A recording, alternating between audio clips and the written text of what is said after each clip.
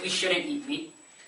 We believe it is okay to have organic meat industries, but under the status quo, since the whole meat industry is completely based on unclean meat factories, we believe that people should not eat the products of those factories. Great. So do you think that meat is the most dangerous thing to the environment in the status quo today? It is definitely one of the most dangerous things. I mean, So, we should get rid of all the dangers, not just the steel industry or something. This is a huge issue as well. okay, so because you're doing this for the sake of the environment. So what about other industries such as like the crop industry, which uses pesticide and which harms the environment? Do you think we should eradicate these kinds of industries? Yes. Well, that is what I was trying to tell you. Most of the pesticides and genetically modified crops are used to feed the animals, while human crops actually grown in a much cleaner way. If we would require actually more crops, then it would be a very good incentive for the developing countries to grow them. For example, countries in Africa, which have better conditions to grow these things, because most pesticides and most of these things are used in the US and in countries which do not have the natural conditions to grow crops naturally. Okay, thank you. Thank you. Okay. Meat is delicious. We know that, ladies and gentlemen.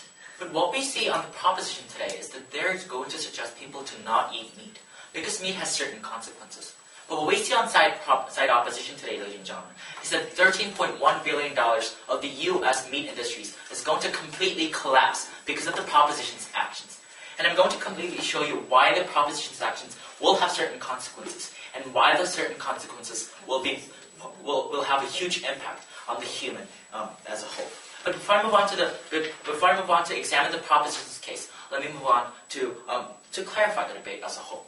They first of all came up and said that this is a valid debate. Ladies and gentlemen, we do not see in this valid debate why they excluded organic meat companies. If this is a valid debate, that value should be applied to every single company of the meat industry, so that they can have so that their central value is so that their central value can be shown through every aspect. But we say that because they excluded organic meat industry from the first place, that what they're exactly talking about is a policy debate, not value debate. So as I'm done with first of all clarification, let's move on to the second part, rebuttals. And I have two rebuttals to do. First of all, to their argument of pollution, and second of all, to their argument of genetically modified food. So let's move on to the first part, pollution. They say that meat industries will have a direct pollution on the earth because of the methane that the cows and all those livestock will produce. Ladies and gentlemen, I have two responses for this. First of all, methane is a naturally produced gas.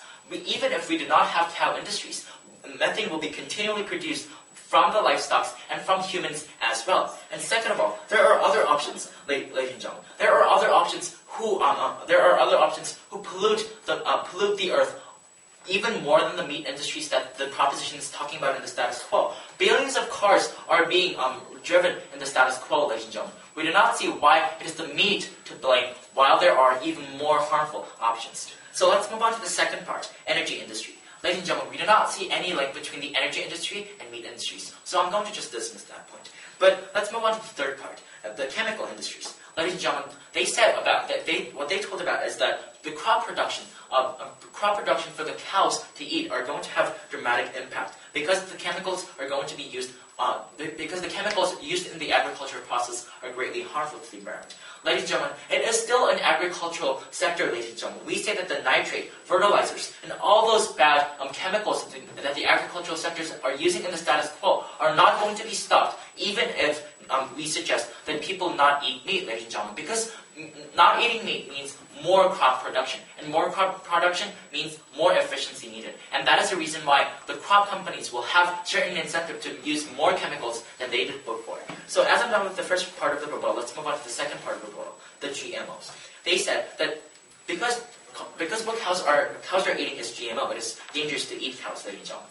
And I have also two responses for this. First of all, genetically modified food have not shown that it is so bad and detrimental to the environment and the people themselves. There has been no scientific research that has proven that genetically modified food is directly impacting people's livelihoods adversely. But second of all, ladies and gentlemen, what the opposition sees in this debate is that we can have a better process overall in the meat production.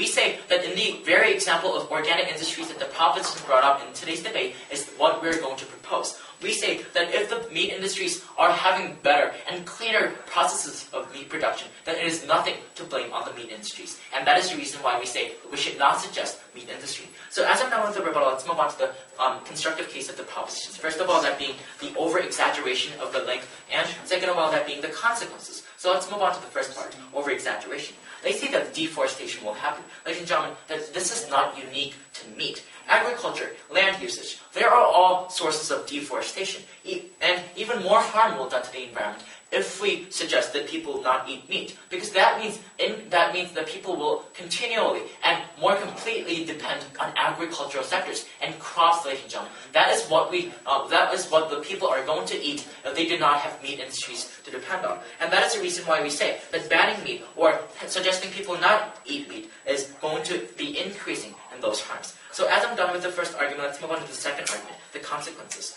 Ladies and gentlemen, if we experience a transition between the agriculture industry, from the meat industries to agriculture industries, we say that there will be more even dire consequences that will happen throughout the world. We say that suggesting people not eat meat produces the alternative of crops being the primary food of